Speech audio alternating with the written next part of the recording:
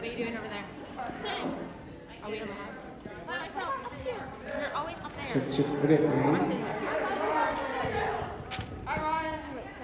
Brittany Gregory, I have a Bible.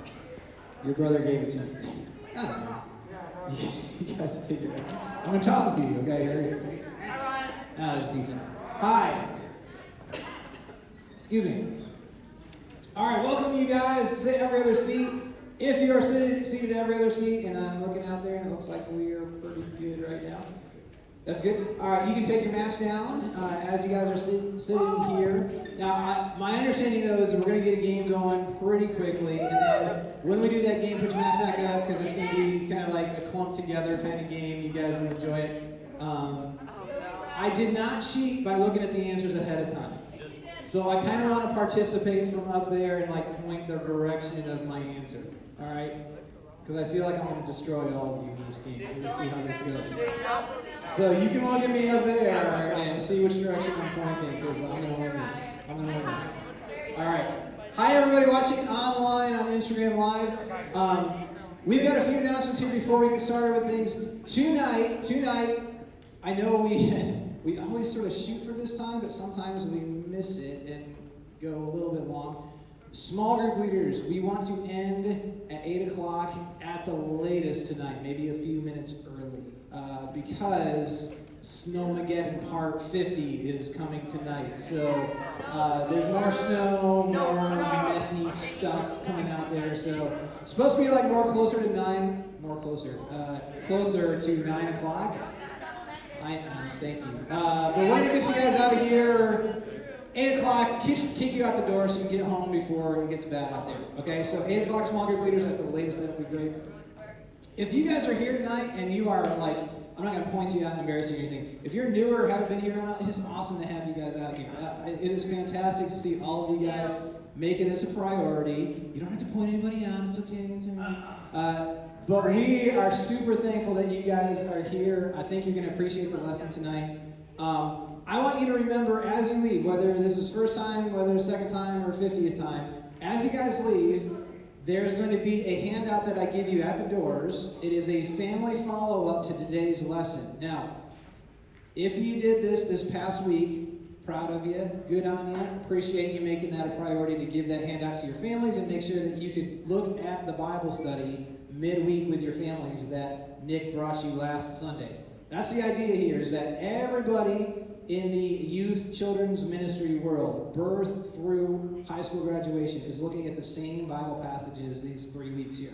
So what we want you to do is take this paper home, give that to your parents, and say, hey, can we do just a quick follow-up sometime in the middle of the week? It can be Monday, Tuesday, Wednesday, Thursday, Friday, whatever works for you guys as a family. We got another study you can do this week. Take that handout home.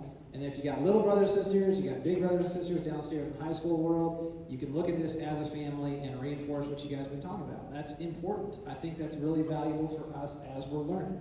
So take those handouts home, give those to parents, and encourage them to say, hey, after dinner some night, you guys can talk about the message a little bit. But follow up with that, okay? Also, for our seventh graders, you are privileged this year to be eligible once again for Camp with an Impact. So we want you and 10 of your best friends, maybe 20, to go to Camp with an Impact in a new location, Epworth Forest. It's beautiful. There's air conditioning. Like, seriously, you guys, this is like, it's gonna feel like, what's a famous hotel name? Like a fancy hotel? Like the Marriott. It's going to feel like the Marriott. Like I think there's like caviar for dinner and daily like sauna treatment, all that stuff. No. There is air conditioning. They have tons and tons of like water inflatable things out there. It's going to be fantastic. I want you guys to go to camp this summer. Our 5th and 6th graders are going to be out there as well. Things might fill up really quickly. Shh. So we have sign-up starting today, okay? You can sign up today and get on that list, all right? We're going to work out the rest of the camp details, get you guys more information on, like, the differences with, you know, COVID and masks and stuff like that. It's going to get taken care of, okay? We're going to keep everybody safe. We're going to make sure that the rules are expressed clearly. It's not going to cut into your camp experience just to, you know, have to do this, do a little social distancing. You're still going to have camp, different environment, a few different kind of adjustments that we have to make, but it's going to have that great camp experience that you guys are used to. So we want you guys out there. Oh, wow, I got questions. Yes, sir. Do we take electronics? Do you take electronics? As in, like, leave them in your room? We are not doing electronics. It depends what you're talking about, kind of. Like, you know, phone, no. Strobe light, maybe. No. It depends what you're talking about. We're not doing phones at camp. You know, that's traditional camp stuff. Yes, sir. Is there a way we can have, like, a paper sign-up sheet? Is there any what? Is there a way we can have, like, a paper sign-up sheet? So we can Yes, we can get you a paper sign-up sheet if you're not able to register online. Stay tuned for that. Actually, I might have that tonight. Talk to me later tonight. I think I have that at the info center for you. Okay? Now, 8th graders are all be like, oh man, this is a bummer, I don't get to go to camp. I am looking into opportunities for 8th graders. There will be something for you guys, okay? Don't throw things, you guys, seriously. Love each other. All right? There's going to be experience for you guys. I don't want to share too many details right now because I'm finalizing stuff, but there will be something for y'all. If you want to come talk to me later and be like, hey Ryan, what are you thinking this summer? I'll share with you a couple ideas I got. Our mission trip that we had planned to Indianapolis is no more. It was canceled by YouthWorks, our organization. So COVID stinks, you guys. We're making adjustments though. We're keeping people safe. We will do something this summer. You guys will love it because it's done together. It'll be in service. It'll be an expression of your love of Jesus Christ. And whatever it is, yeah, we'll be excited for it. Yes? You can go online, like right now, and sign up. Warsaw.cc, our church website. So check that out. If you've never seen our website before, you know, you can do the googly thing and, you know, look up Warsaw Community Church. That'll take you there too. Okay. You disappoint me sometimes, I'm so sorry. So have you guys appreciated Nick coming and sharing with us every week?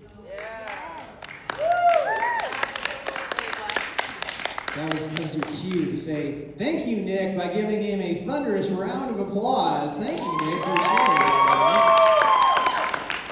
He's got the next story tonight. I'll be teaching next week to finish up our series on the life of David and being a person after God's own heart. So I'm going to turn it over to him and then run up to the balcony and do the game stuff. Okay, so here we go.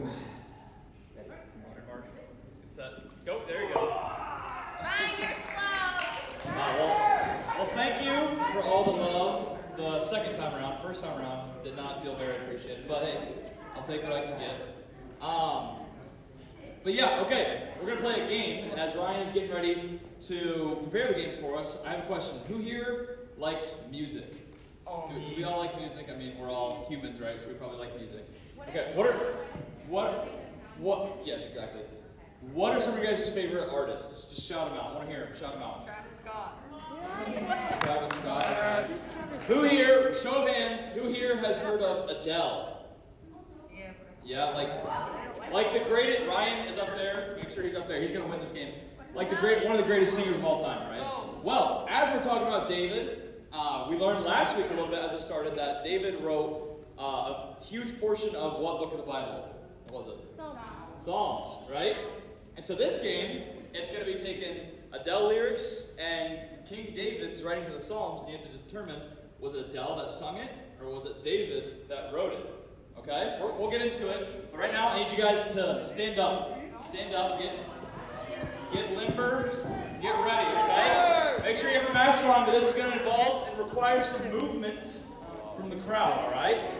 So, Ryan, you want to put the first one up? This will be practice round. We'll get warmed up. Okay. So it says, it's so cold out here in your wilderness. Now, if you think that was Adele, come to this side of the room. Come to this set of 2 chairs. Okay? If you think that was King David, come to this set of 2 chairs. Okay? If it was Adele, come over here. Across this side of the middle aisle. If you think that was David, over here. All right.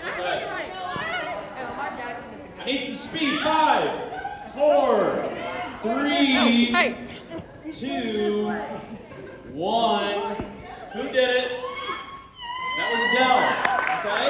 So if you said Adele, good job. This is practice. Okay, we'll do one more practice round. One more practice. Drenched my couch with tears. Was that Adele? Or was that King David? Was that Adele or King David? I don't know. Maybe you can go either way. Did King David have a couch? Did they have furniture back then? No. King's always had couches because it was expensive. Adele or King David? I'm trusting Okay. Tim. 5, 4, 3, 2, 1. That was David. That was David. Okay, are you guys ready to actually get into it now? This is for real now. If you miss 2, you have to sit down. Okay? Hoping that you guys will be honest with me. Remember, God's watching. God is always watching. If you miss 2, you have to sit down. Okay? All right. No, not yet. This is for real now. Those are practice for real. I don't think you can save me. Was that Adele? Or was that King David? Was that Adele? What's up, Instagrammers? Which one, Ryan? Bro, let's Thank go. Okay, not many King Daviders out there. I hope it's not. 3, 2, 1.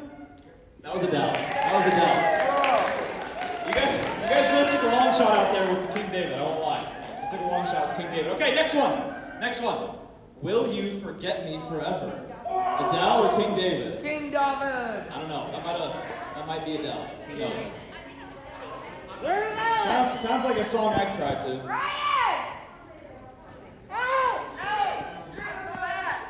I don't need a Adele? song to cry. Wow. That's a man with honor and integrity. All right, Adele or King David? 3, 2, 1. That was King David. That was King David. So if you got 2 wrong, you gotta sit down. Right. Okay. Next one. The throat is an open grave. Ooh. Adele, King David. Is that Adele or King David?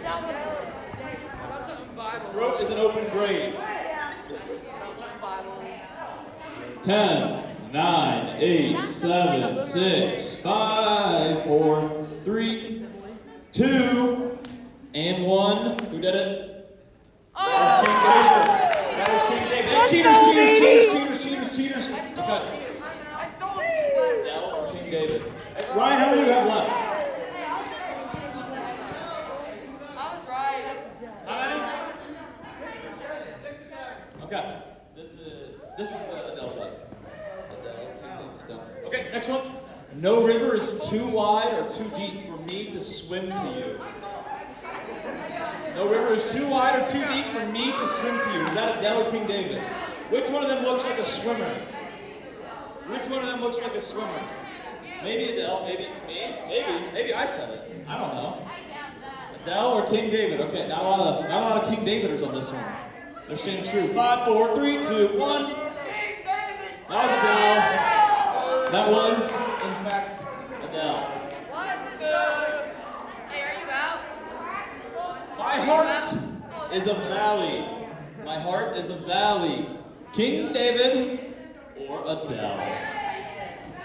King David or Adele? My heart is a valley. 5, 4, 3, 2, 1. That was Adele. I told you. I was just following Addie. Crazy. That was crazy. I was following Taya because she reached for it. That's crazy. Do we have 2 more, Ryan? 3 more. Okay, 3 more. Tear me apart like a lion. Adele or King David? No, I'm Tear not. me apart like a lion. The faithful few, who knows? It's kind of a guessing game at this point. 5, 4, 3, 2, 1. That was King David. That was King David. Okay, 2 more. In peace, I will lie down and sleep. No, it isn't. Adele or This King is David? This is the Bible. This is the verse in the Bible, I promise you. Adele or King David? I should have trusted you. You guys are all putting your money in King David on this one, aren't you? Okay. Oh, all right. 5, 4, 3, 2, 1. Okay. Last one. And for this one, everybody kind of jailbreak. Everybody stand up. Everybody's back in on this. Everybody's back in on this. You four, you guys did great. You guys are winners. This is going to determine which lot of you knows Adele or King David the best. You're my light. You're my darkness. You're my light. You're my darkness. King David over here. King David over here. Adele over here. Adele over here. Adele over here. No middle of the road people. No middle of the road. Pick a side. No middle of the road people. It can't be both. No, not half. All right. 5, 4. Are we all ready? Yeah, get on. Do you guys feel confident in your answers? I don't feel confident. I have no idea what this is going to be. 5, 4, 3, 2, 1. That was Adele. So everybody on this side, you guys did a great job. Boo! Great job as well. Now turn to your seats. Add me on this. Take off your masks. Whatever you might do.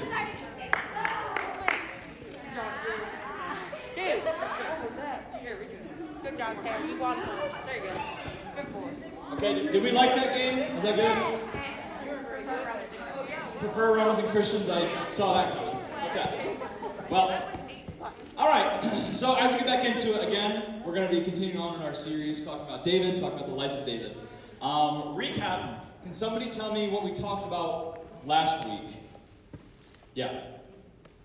A heart after God's own heart is brave. Okay, a heart after God is brave. There you go. That's the main point. It means I hopefully did something right. David and Goliath. David and Goliath. Right? That was a big story we looked over. What did we learn about David? How was he brave? So we learned that heart after God is brave. How do we learn that David is brave? Yeah. Does he have faith in God and believe? Cool. Yep. How did that show his faith? How did he show his faith and his bravery? Yeah. Yeah. He fought Goliath when no one else would, right? So we just got done playing the David and Adele game. Hope you guys liked that. I thought it was kind of fun. But and in this game, we can see that David's words and some details can be a bit confusing, you know? I mean, at some point, we kind of thought, oh, you know, that was Adele, right? Those were Adele's lyrics, not David's words.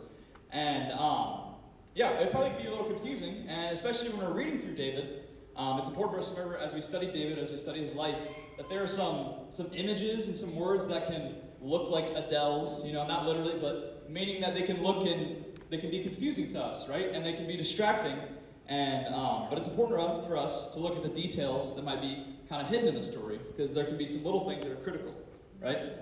So this week, we're going to look at another event in David's life, which happened right after he killed Goliath. It involves David and the king of Israel at the time. Who can tell me who was the king? King Saul. King Saul. Very good. So we're going to be starting. We're going to be reading. Did everybody have the verses on the paper? Everybody get that? Yeah. If you do not get it, grab one, please.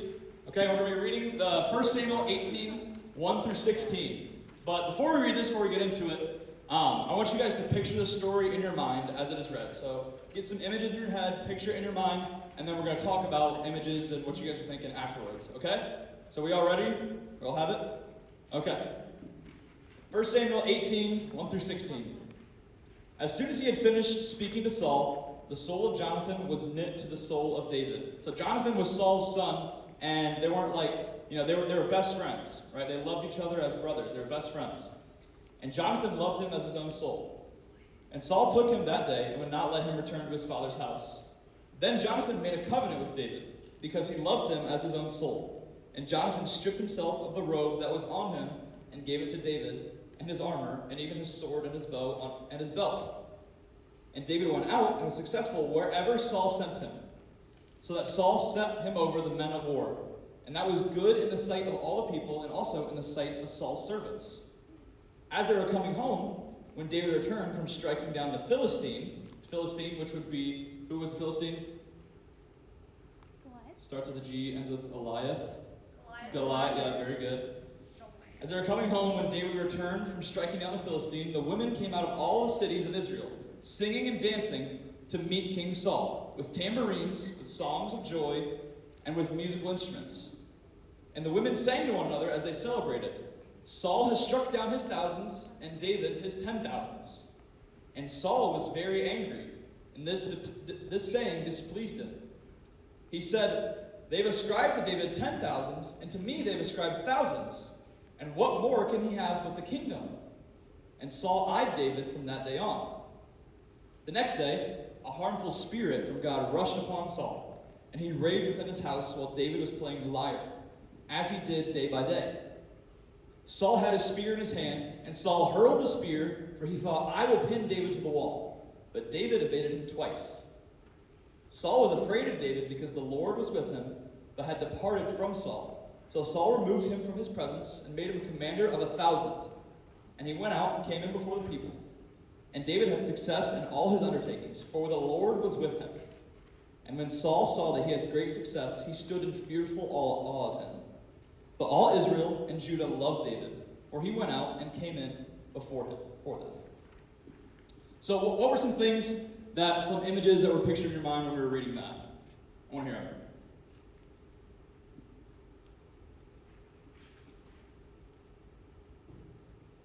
Yeah. Like everybody praising him when he was coming home. Yeah? Everybody praising when he was coming home? Saul throwing a spear at David while David's just sitting there, like, playing the harp. Yeah, what the heck? Saul threw a spear at him. You're just playing the harp, right? I don't know if you guys have seen, like, maybe in TV shows, like, somebody gets, like, hung up by their shirt or something like that. I'm pretty sure that's what Saul was trying. Saul was trying to pin him against the wall with a spear, right? Like, you know, we can just read that and be like, oh, okay, Saul was trying to pin him against the wall with a spear. But, like, the dude hurled a spear at him twice, right? Like, what the, right? What are some other images? Things that pop in your head when you're reading that.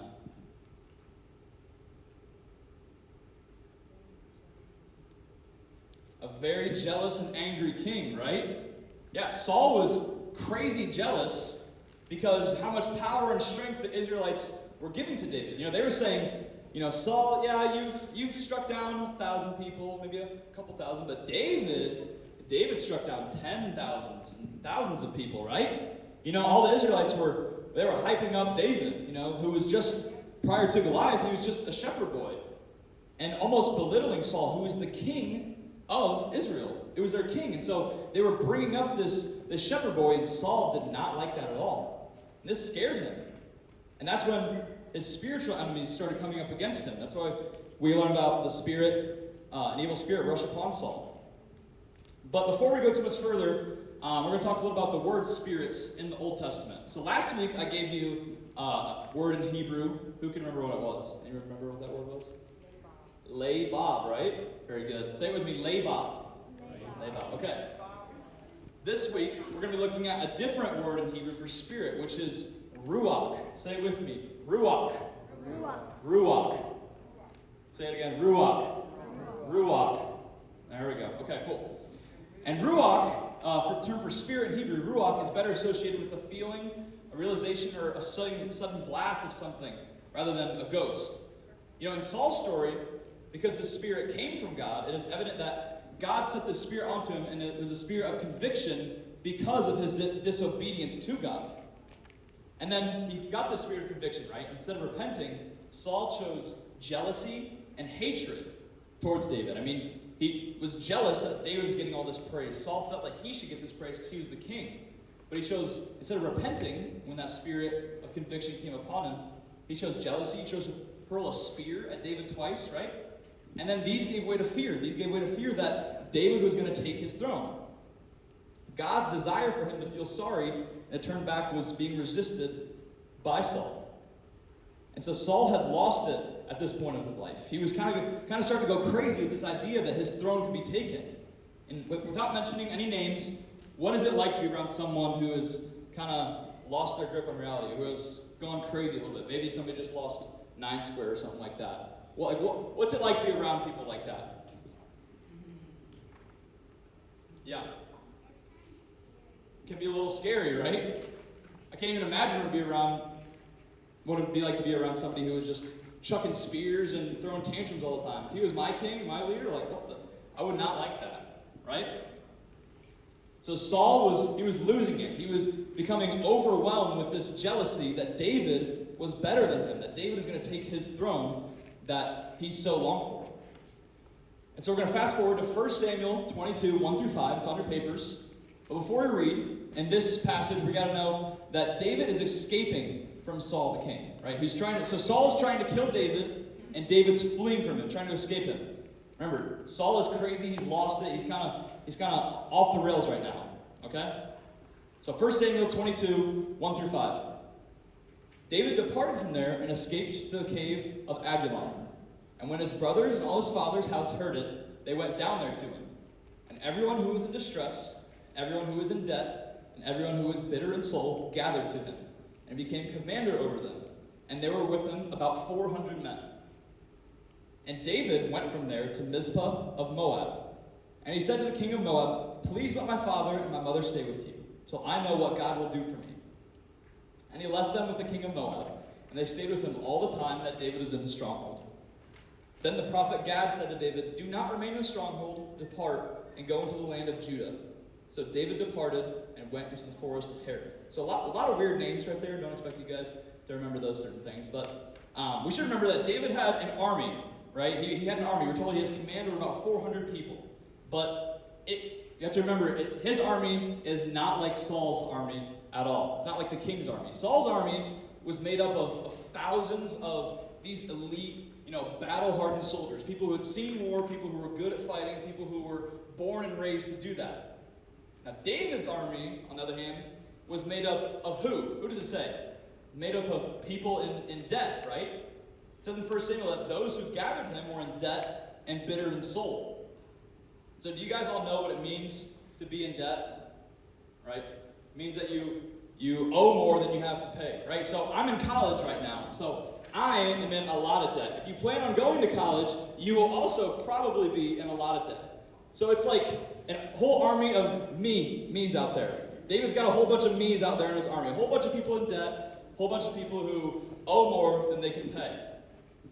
Now, however, even though all these people were in debt, even though all these people were bitter in soul, all these people that were with him did not like Saul at all. And this army that David had all wanted Saul dead.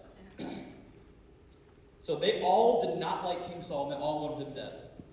And so, before we get into the next passage in the Bible, I want to stop and think of a situation where you guys have been totally defenseless in your life. What's that like? What's a situation where you guys have been like totally defenseless? What does that feel like? What was it like?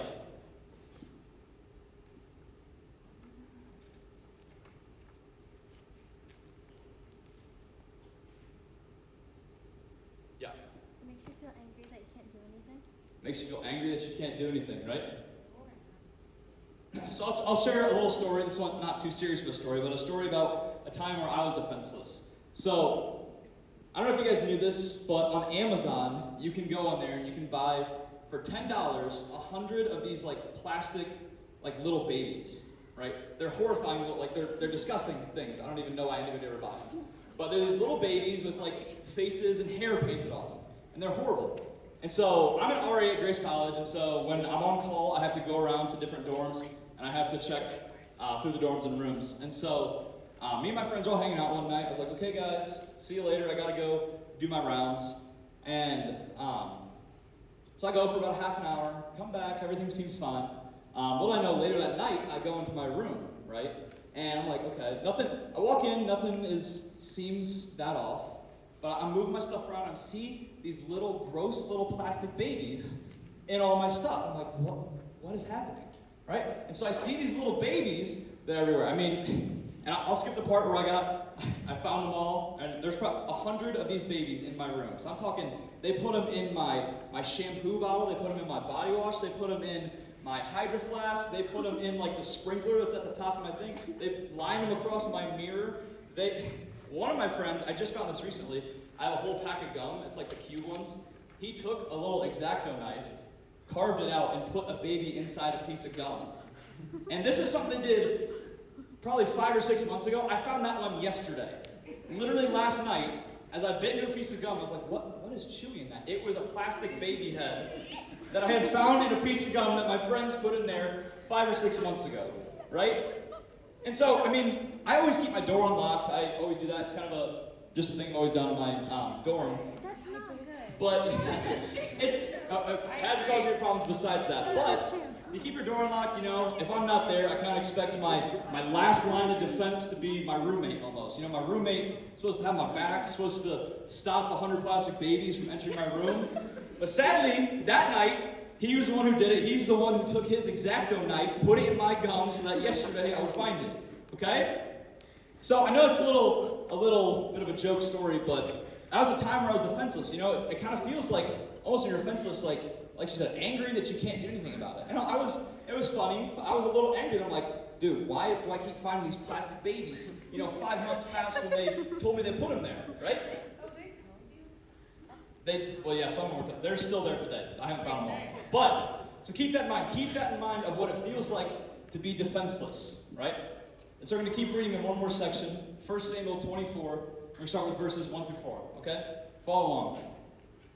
When Saul returned from following the Philistines, he was told, "Behold, David is in the wilderness of En-Gedi."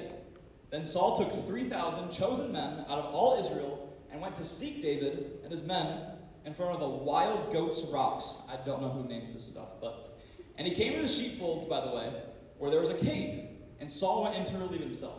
And now, so, I'll just be cut and dry. Saul went to relieve himself. He was going to the bathroom, right? They didn't have nice bathrooms like us. You know, they had caves where they had to relieve themselves to go to the bathroom. So that's what Saul was doing. So now David and his men were sitting in the innermost parts of the cave. And the men of David said to him, "Here is the day of which the Lord said to you, Behold, I will give your enemy into your hand, and you shall do to him as it shall seem good to you." Then, so David's men, the guys who hate Saul, the guys who want Saul dead, are like, "David, this is the perfect time. Like, this is your chance. This is the day the Lord has been waiting for. The Lord has been telling you, like, now you go and take him down. Like, he's right there. He's just going to the bathroom. This is going to be so easy. You can just do it right now, right?" And then we're told, then David arose and stealthily cut off a corner of Saul's robe. So what was Saul's defenseless situation here? He's peeing. Like, he was there. He was just going to the bathroom, mind his own business. And then you got some dude, David, come up to him and cutting the corner off his robe, right? Saul was in this completely defenseless position, and David at the time had every opportunity, was even being encouraged right then and there to kill Saul and take him out for good, you know? I mean, it kind of makes sense. Like, Saul had been hunting down David. Saul was chucking spears at him, trying to pin him against the wall, and he was trying to kill him. So, like, why not, David? Like, obviously, to us, that would make sense. Like, kill him. It's the easiest possible outcome. You're getting chased down. This guy's trying to kill you, so take him out, right? He had every opportunity and what seemed like every right to kill him. But what did he do instead? He cut the corner off his robe, right? And we'll see why he did that in a second. We're going to keep reading. Verses 5 to 11. And afterward, David's heart struck him because he had cut off a corner of Saul's robe. He said to his men, "The Lord forbid that I should do this thing to my Lord, the Lord's anointed, to put out my hand against him, seeing he is the Lord's anointed." So David persuaded his men with these words and did not permit them to attack Saul. And Saul rose up and left the cave and went on his way. Afterward, David also arose and went out of the cave and called after Saul, "My lord the king." And when Saul looked behind him, David bowed with his face to the earth and paid homage. So paid homage just kind of means he was giving him his respects, right? And David said to Saul, "Why do you listen to the words of men who say, 'Behold, David seeks your harm'? Behold, this day your eyes have seen how the Lord gave you today into my hand in the cave. And some told me to kill you, but I spared you. I said, I will not put out my hand against my Lord, for he is the Lord's anointed. See, my father, see the corner of your robe in my hand. For by the fact that I cut off the corner of your robe and did not kill you, you may know and see that there is no wrong or treason in my hands. I have not sinned against you, though you hunt my life to take it." So David cut off the corner of Saul's robe because he respected Saul. he respected Saul. Since Saul was the king who was chosen by God, David respected that. I mean, David bowed down and paid homage to the man who was trying to hunt him down and end his life, right? He did that even though Saul was trying to kill him. He respected him enough not to kill him.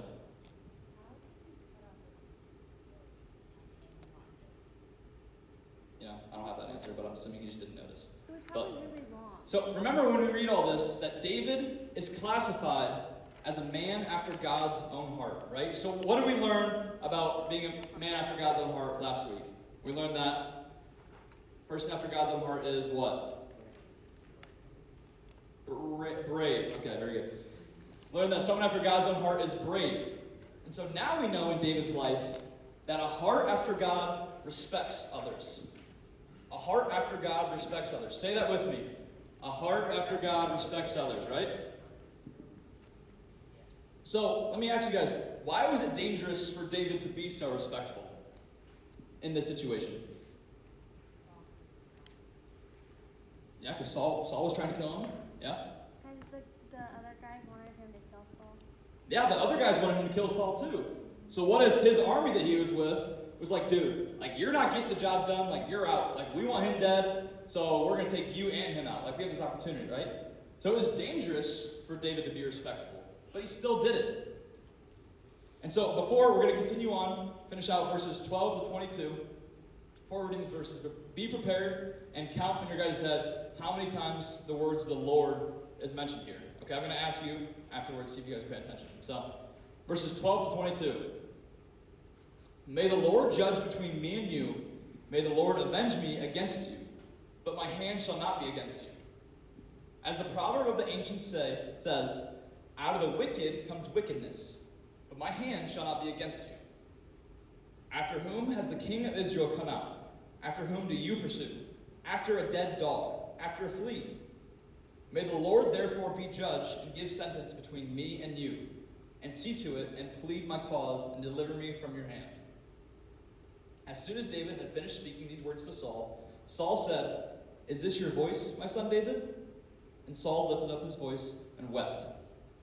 He said to David, you are more righteous than I, for you have repaid me good, whereas I have repaid you evil.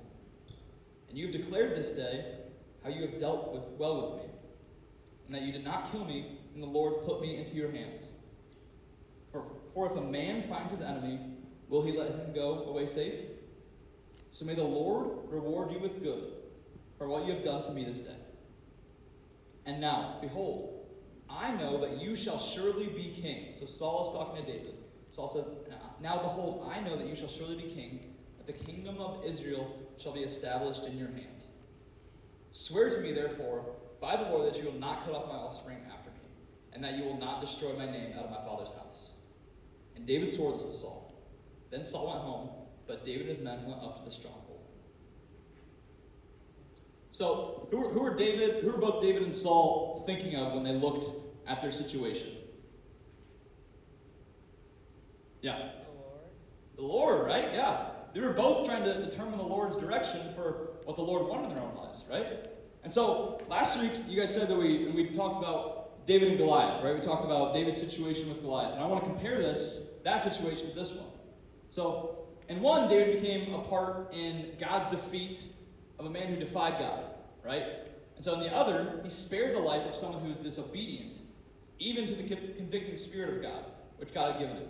And so we may ask, why did David respect Saul so much? Like, he was trying to kill him, right? He was trying to kill Saul.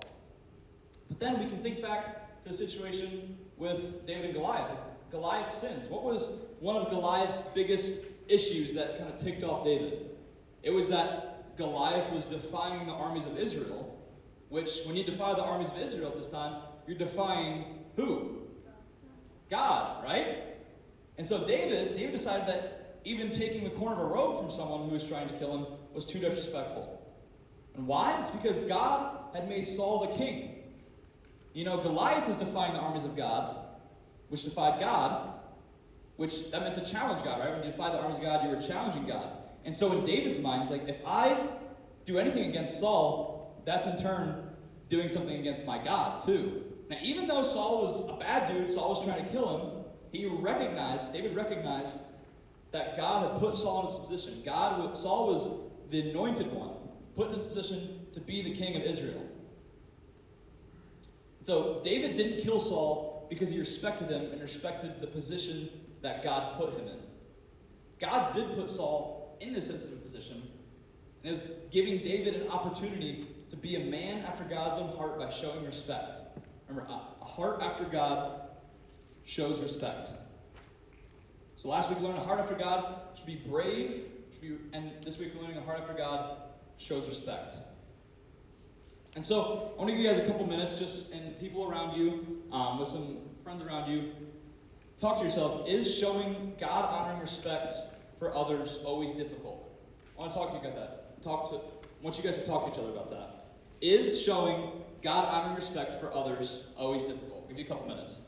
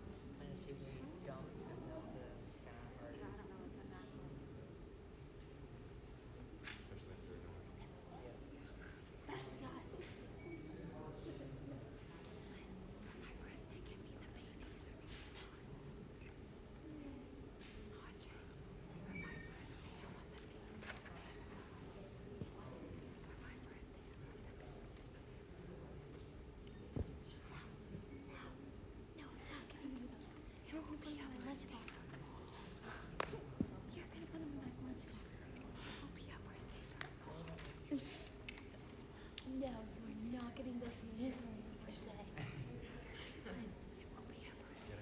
No, please.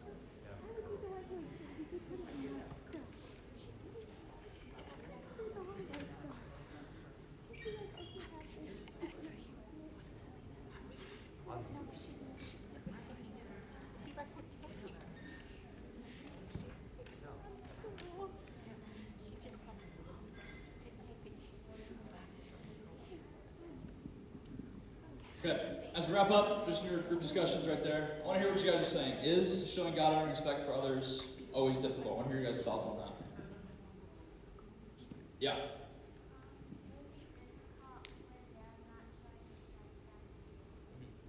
Yeah, it's tough to show respect to someone when they're not doing it back to you, right? Yeah.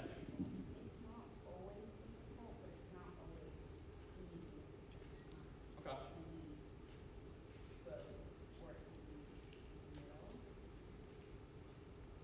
Did we all hear her? No. She said it's not always difficult, but it's not always difficult, but it's not always easy at the same time, right? So there could be times where it's kind of hard, but not the hardest, kind of easy, but not, no. Yep. Like she said, like it's not always easy, it's not always hard. Like if someone like is very good to you and is like a mentor to you, it's easier to show respect because you know that they deserve it. Yeah. Yeah, it's easier to show respect to the people we already like and we already respect, right? Not to people who we don't respect and aren't friends with. Yeah. We thought it would be easier if it was like one of your friends or someone you're close to. Yeah. Yeah, for sure. It's hard to how to someone that makes you angry. I'm sorry, say it again. When you're angry. Yeah, it's really hard when you're angry, right? Yeah. Anybody else got anything? Yeah, so showing a God-honoring respect can be difficult, especially in the times where it's people who are not our friends, or people we don't like, or people we don't overall respect or have a good relationship with, right? But David showed a self-sacrificing respect for Saul. And I want to ask you guys, how can we see Jesus in David's actions? So it's important when we look at the Old Testament that we relate it, because the Old Testament is looking forward to the coming of Jesus, right? It's important that we relate this to Jesus. So how can we see Jesus in David's actions, in the way that David respected Saul? Yeah. He treats people well even if they don't deserve it. Yeah. He treats people well even if they don't deserve it. Yeah. Yeah, I mean, Jesus hung out with lepers, with prostitutes, and the people that society determined didn't deserve respect, right? You know, like I said, it's easy to show respect to those who are popular and to treat those people well, but we aren't called to treat just those people, the easy ones, to respect. We're not called to just respect those. We're called to respect everyone. You know, a heart after God shows respect, and it shows respect to everyone. This verse is on your paper, Mark 1:40-41, talking about a time when Jesus healed a man with leprosy. It says, a man with leprosy came and knelt in front of Jesus, begging to be healed. If you are willing, you can heal me and clean me, he said. Sorry, I don't have the rest of the verse. Can I use someone's paper? Okay, I printed the wrong one. But, that printed it out, that's my fault. But, in that verse, it later talks that Jesus had compassion for the man with leprosy, right? Jesus touched and healed someone who society said was untouchable. He went out of his way and he showed respect and love to someone who didn't seem to deserve it by society's standards. Jesus went out of his own way to respect those who nobody else would want to respect, right? And that's kind of what David did in this situation. He respected Saul. He gave him love and compassion in a situation where nobody else was going to at that time. David's entire army was like, yeah, kill the dude. David's like, no. Like, I respect this man. I respect him because God has put him in this position. And that's exactly how we need to be. We need to be like Jesus. We need to be like David. You know, a heart after God respects others. And if we want to have that heart after God, then we need to be willing to respect everyone. Not just the people who are close to us, not just the people who it's easy to respect, who it's easy to love, or who it's easy to be friends with, right? Anybody can do that. Anybody of this world can do that, right? But as we're called to be followers of Christ, as we are followers of Christ, we're called to be different than the world. We're called to be set apart and to do things that are different than what everybody else is doing. And sometimes that means doing the hard thing. Sometimes that means respecting others even though it may not seem like they deserve it. And so as we're closing up, I have these felt triangles over here, right? So kind of a corner of the robe type situation. But I want you guys in your own seats, before you leave, pray to God about someone who has been hard to respect, about someone who you need to respect, right? And so do that in your own seats. So be thinking about that right now. And once you guys have that, I want you guys to come up here and grab one of these little felt triangles. I want you guys to keep this. I want you guys to keep this throughout the week, kind of like you did with the little ball you guys took last week. Keep that, and when you have that, when you feel this, when you see it, remember that person who God has put on your heart. Okay, remember that person who God says, hey, you need to go out of your way to show respect to them, to love them. Because a heart after God respects others. So I want you guys just right now, take some time to yourselves, and then once you guys come and grab it, go sit back down in your seat. Once everybody's done it, I'll close us out in a group prayer. But be thinking about that. Who does God want you to respect? Who does God want you to show love to and to go out of your way? Just like David did for Saul, and just like Jesus does for all of us. Take some time right now.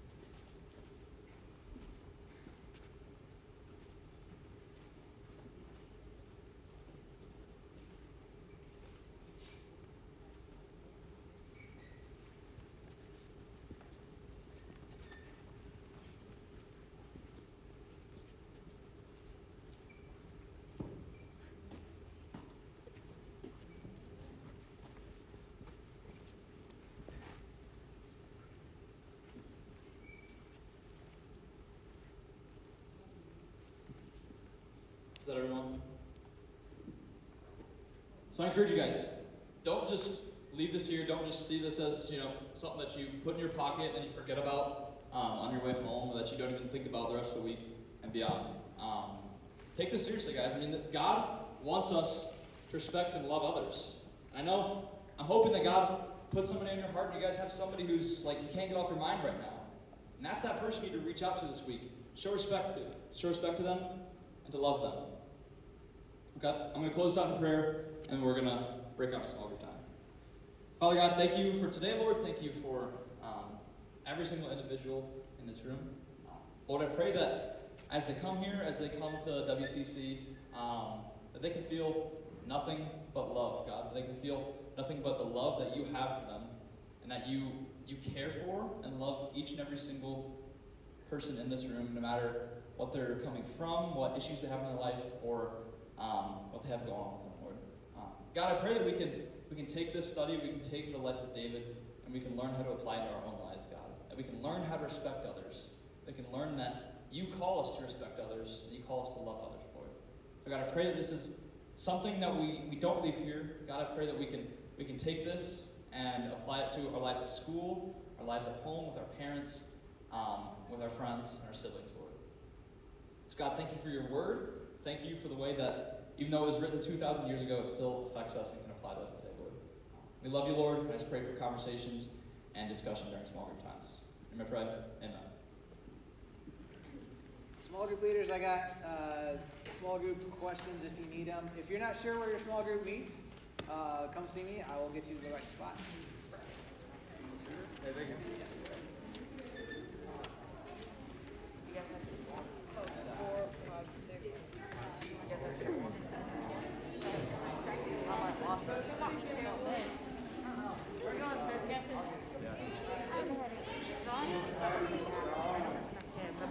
Your princess day today. Oh, yes?